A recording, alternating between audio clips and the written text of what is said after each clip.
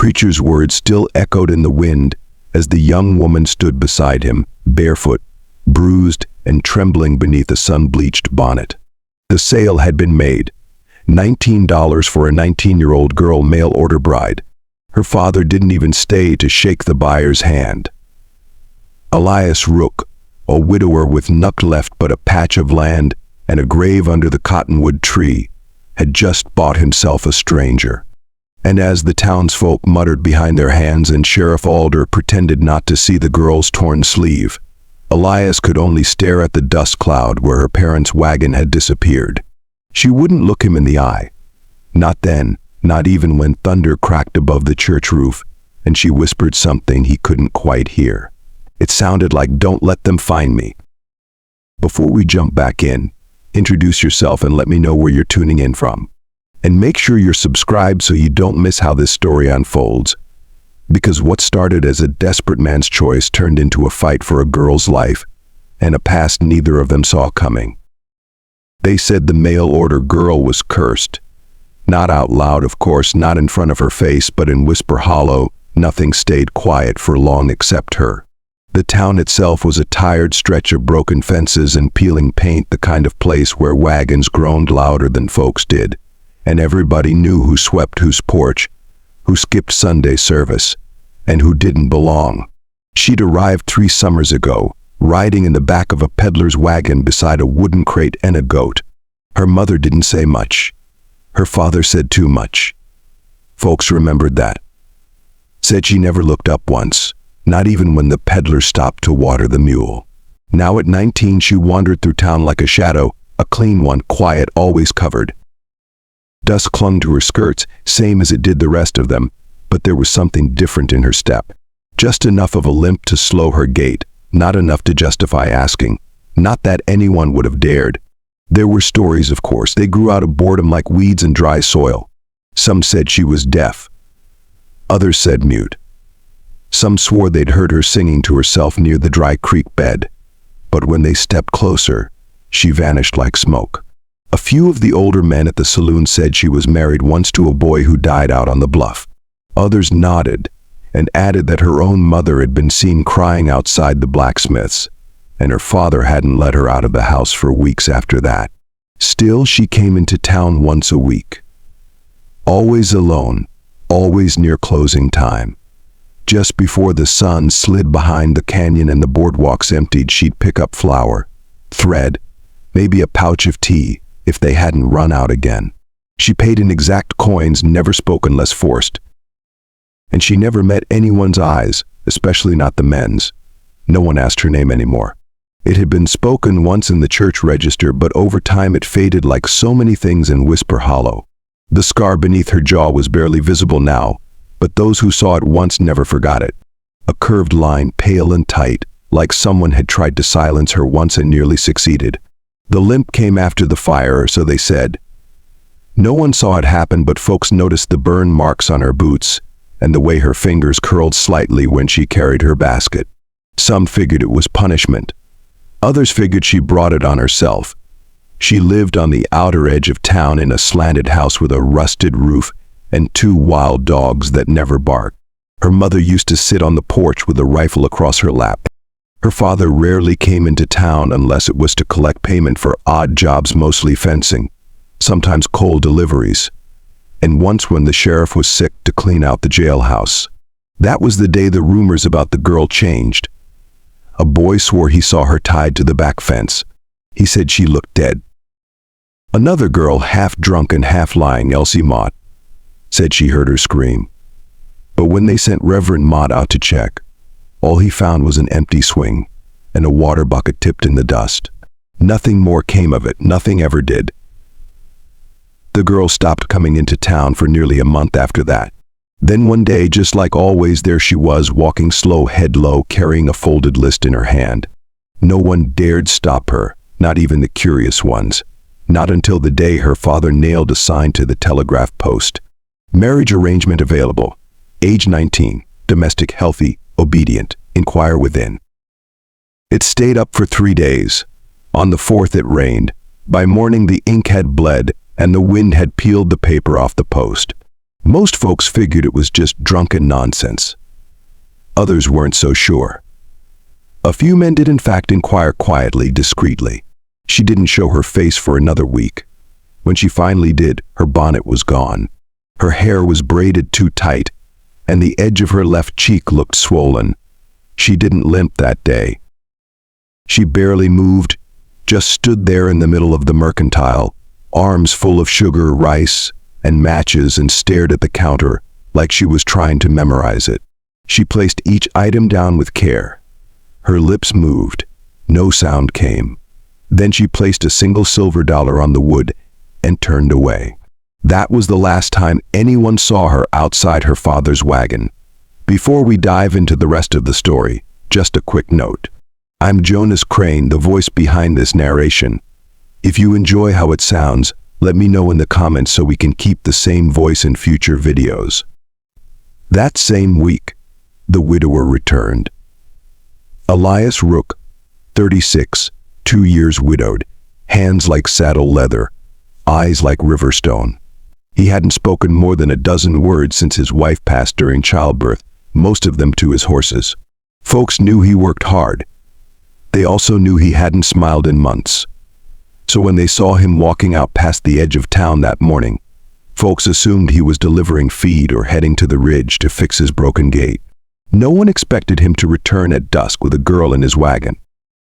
She sat beside him, shoulders hunched, her hands folded neatly in her lap like she didn't know what to do with them. She wore a pale blue dress, clean, patched at the hem. Her mother's bonnet shaded her eyes. But those who looked close swore they saw something else, a tear in her sleeve, blood on her knuckles, a bruise on her collarbone that hadn't been there before. Elias didn't speak when they passed. Didn't look left or right.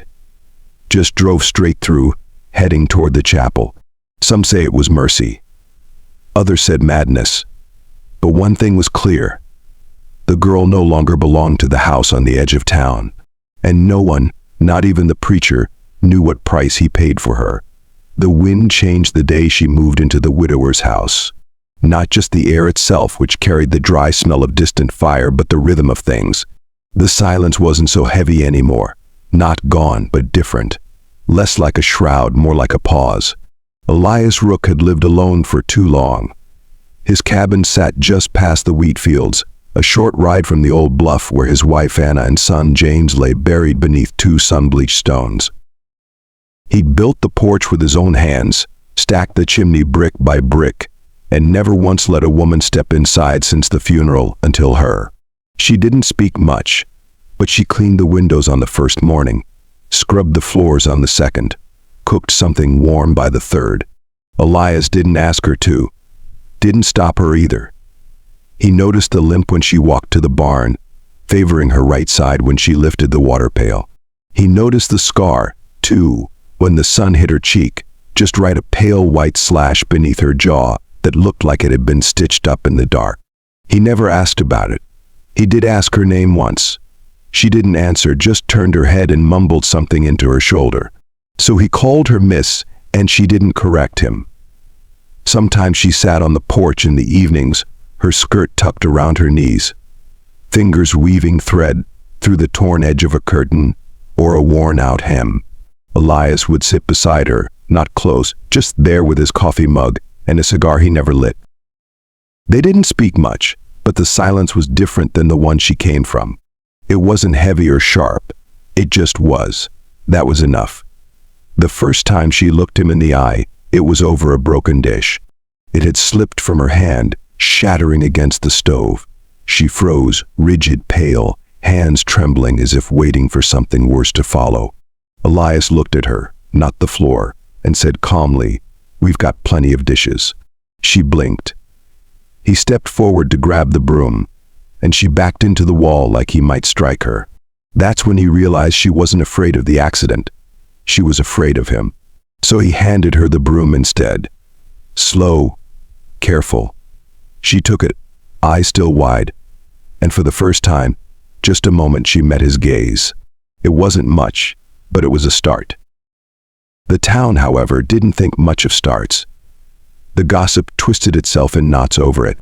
Widower Elias Rook buying himself a girl. a girl whose father practically sold her on the street. They spoke in low tones over sewing circles and behind church pews. Sheriff Alder stopped by once, uninvited, just to check on things. Elias offered him coffee in silence. Marin Bly stayed out back. After that, the visit stopped, but the whispers didn't. And still, the girl stayed. It was 3 weeks before they had their first real conversation. He was fixing the fence. She brought him water in a tin cup, her hands red from washing. She watched him hammer for a long while, then said softly, "That post's not straight." Elias paused, looked up. "No," he agreed. "You're right." She blinked, surprised he hadn't snapped at her. Then she pointed. "You need to shift the anchor. It leans left." He smiled, just slightly. "Come show me." She hesitated, then stepped forward, bare feet on cracked earth. And for the first time since she arrived, she smiled back. It wasn't much, but it wasn't nothing. That night she sat beside him on the porch without sewing. The stars came out early, bright against the black sky. Crickets chirped. The dogs lay curled beneath the steps, breathing slow and even. And in the quiet, she whispered, "My name's Marin."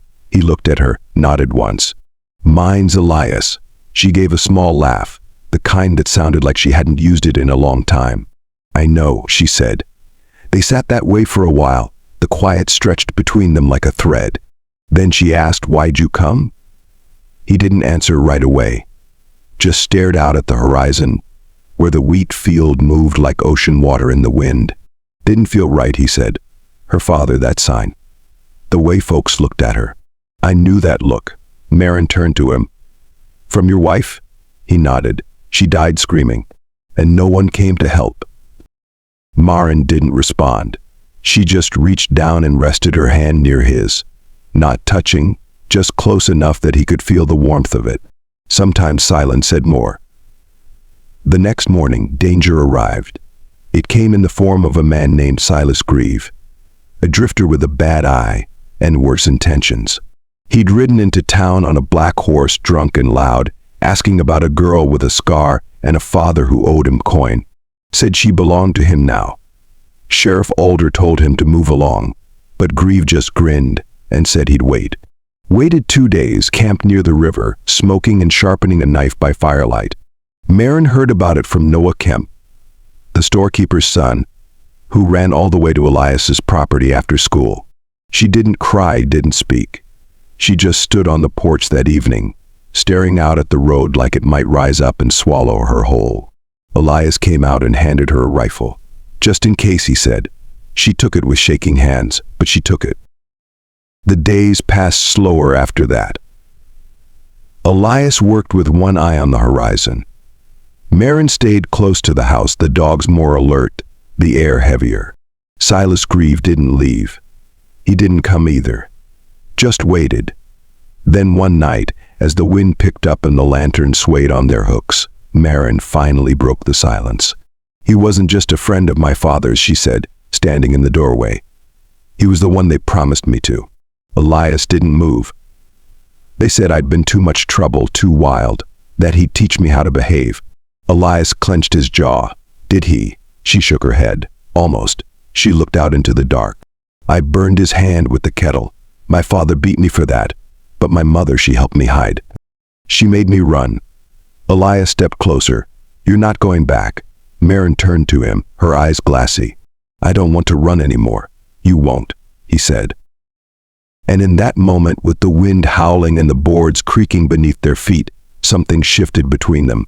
Something real and quiet and solid.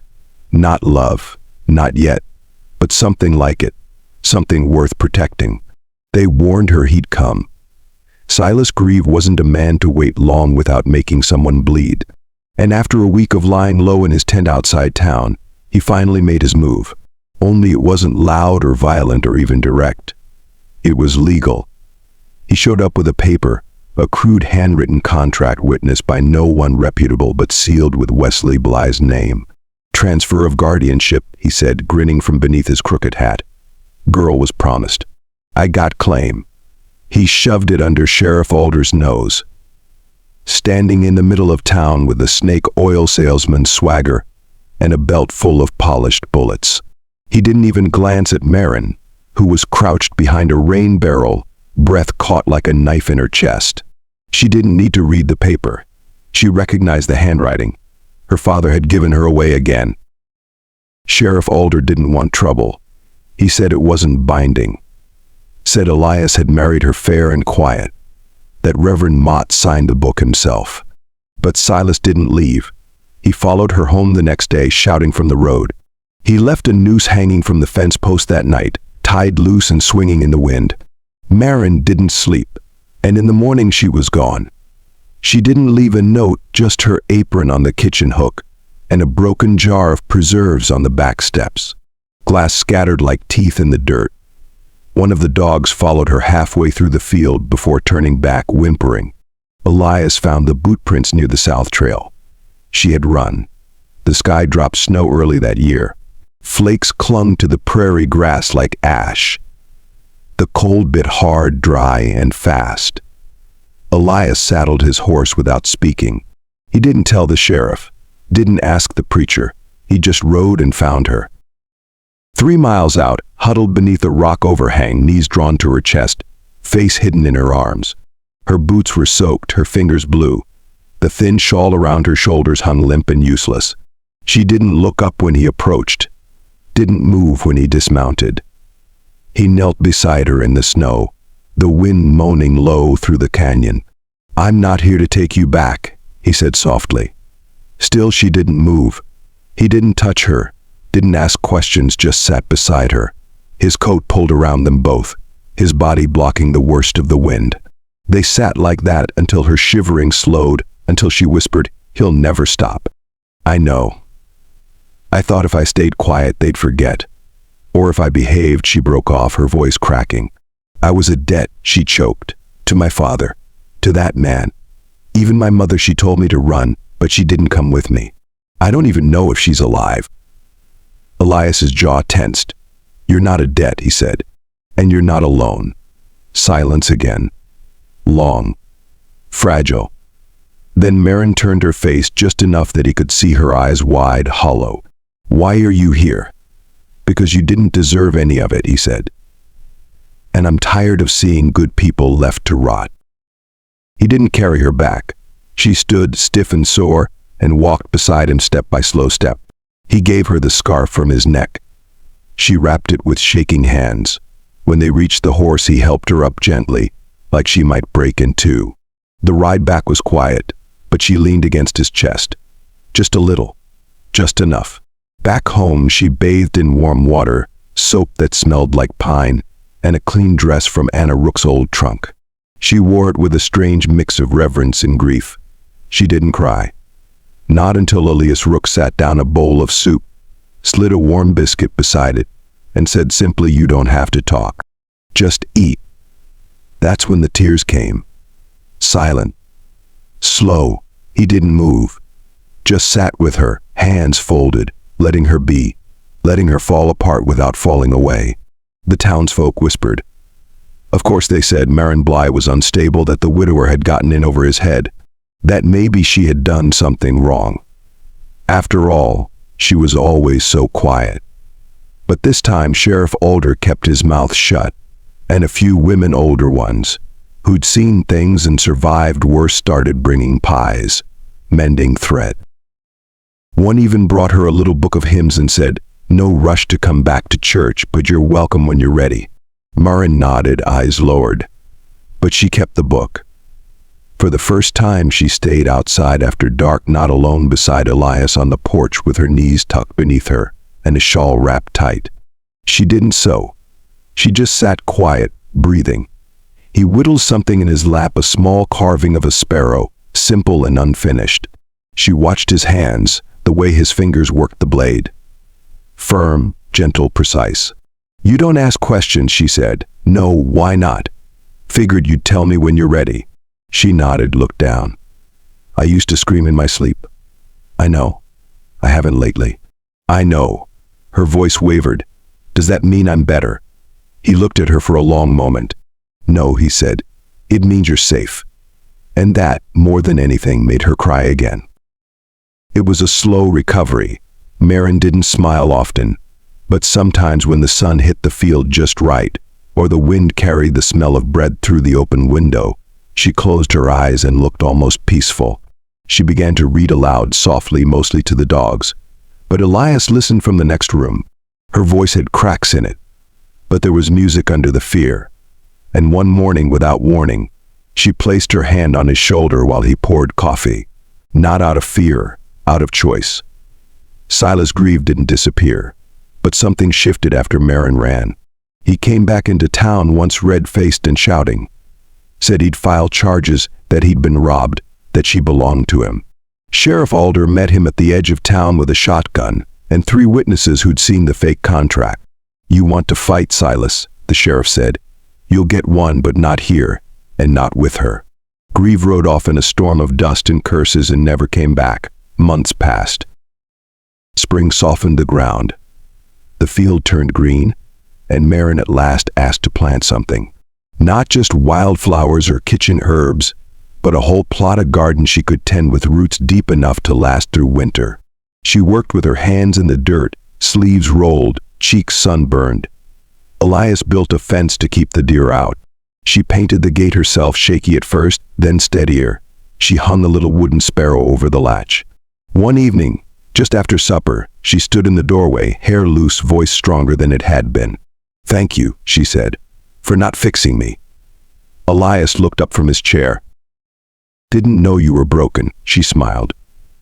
"A real one this time. I used to think I was." He nodded. "Me too." Then she stepped out onto the porch and sat beside him. Closed this time, no flinching, no fear, just quiet and care. And something unspoken growing stronger every day. They burned the old wedding dress, first not Anna Rook's, but hers, the thin gray cotton thing Wesley Bly had handed her the day he sold her to Silas Grieve. The hem still held dirt from the wagon floor. The bodice had been torn once, stitched poorly, like someone meant to humiliate her, even in fabric. She fed it to the fire herself, hands steady, eyes clear. Elias stood beside her, saying nothing, watching the flames eat away what was left of that life. It cracked in the hearth like brittle bones, then it was gone. That spring they started to build. Not just the garden, though it bloomed wild and colorful and unruly, but something bigger. A life, a purpose, a horse ranch. It started with a mare Elias had been meaning to sell. Marin insisted they keep her. "She's got a limp," he'd said. "So do I," she replied. And that was that. They cleared the far field together. Marin wore gloves too big for her hands, and her hair stayed tied in a bandana most days. Elias rigged fencing from salvaged lumber, and she carved markers for each post. Little shapes, a pine cone, a moon, a heart. "She's turning this place into a church," he joked one morning. She looked up from where she was hammering a nail into a gate latch. "Not a church," she said. "A home." But the town never forgot what she'd been. Miriam Bly refused to look her in the eye when they passed on Main Street. The mercantile clerk whispered with every transaction. One Sunday, someone left a bucket of pig's blood on their front steps. No note, no name. Elias was furious. Marin just cleaned it up and never spoke of it until one afternoon, standing in the half-finished stable. She asked quietly, "Will they ever let me be?" He paused, then said no. She nodded. "But that's their burden," he added, "not yours." And somehow that was enough to help her keep going. The ranch began to grow. A trader passed through and left 2 foals in Elias's care. One was sickly and wouldn't eat. Marin slept in the hay beside him for 3 nights, feeding him mash from a bottle until he stood on his own. The other foal, bright-eyed and fast, followed her everywhere. She named him Bristle. "Because he acts like he hates everyone," she said, stroking his muzzle. "But I think he's just scared." Elias watched her, knowing she wasn't talking about the horse at all. Then came the letter. It arrived folded in thirds, scrawled in thin, shaky penmanship. No return address. She read it at the kitchen table, while Elias fixed a fence outside. By the time he came back in, she was sitting still, the paper trembling between her fingers. "It's my mother," she said. Elias froze. "She's in a home down in Georgia. Sick." He sat across from her. "She says she's sorry." that she wishes she could have done more, that she left to protect me. Maren folded the letter slow. She wants me to come. Elias didn't speak. I don't know what to do, she said. And for the first time in months, she looked small again, like the girl he'd found half frozen in the canyon, like someone waiting for permission to break. That night they argued. Not loud, not cruel, just raw. She left you, Elias said. She didn't protect you. She let you be sold like cattle. I know, Maren whispered. Then why?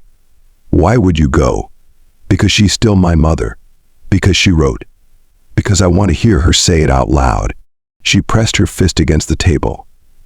I need to know if any of it mattered. If she ever tried. Elias rubbed a hand over his jaw. He looked at her, truly looked at the scar under her jaw, the fire in her voice, the fear wrapped tight around her spine. Then he said, Then I'll go with you. Maren stared at him. No, she said. This is mine. She left at sunrise with Bristle hitched to a borrowed wagon and her mother's letter folded neatly in her pocket. She didn't cry when she left, and Elias didn't ask her not to go. He just pressed a small carved sparrow into her hand and said, Come home, and she promised she would. The journey took 4 days. The weather held. The wagon didn't break. But by the time she reached the outskirts of the Georgia town, Maren felt hollowed out. The home was small, clean, whitewashed walls and wide porches that smelled of lemon balm and something sterile. Her mother lay in a cot near the back, gray, thin, eyes heavy-lidded with something that looked like guilt. Maren, she rasped. Hello, Mai? The silence that followed was years long. They talked or tried to. Her mother spoke in starts and stops, like someone drowning. She apologized, stammered, wept, reached for Maren's hand. I tried to save you, she whispered. But I was weak. Maren nodded. You were. I thought if I disappeared he'd stop hurting you. He didn't. Her mother looked away. Maren stood there for a long time, fingers clenched, until finally she said, I forgive you. And the moment she said it, she meant it. But she also knew she couldn't stay. She returned 6 days later, thinner, quieter. The moment she stepped onto the porch, Elias stood. He didn't ask questions. He just said, hungry. She nodded. He handed her a biscuit and a bowl of stew, and she cried into the first spoonful. They didn't speak of Georgia again, not because it hurt, but because she didn't need to anymore. She kept the letter, but she never reread it. She burned her mother's old scarf in the same fire where she'd burned the dress. Then she turned to Elias and said, I want to build something permanent. That summer, they rebuilt the cabin, together, expanded the walls, reinforced the roof. She picked out paint for the shutters, soft yellow. He carved a new porch swing. They built a proper barn, a round pen for the horses, even a guest room. We don't know anyone who'd visit, he joked. We might, she said. He looked at her. She looked back. And the fire between them, slow and old and steady, finally flickered to life. They didn't kiss until the first frost. Not because they hadn't wanted to, but because some fires need time to catch. It happened beneath the stars, wrapped in wool blankets on the porch swing. She leaned close to whisper something, then stopped. He turned his head, and there it was. Quiet, warm, real.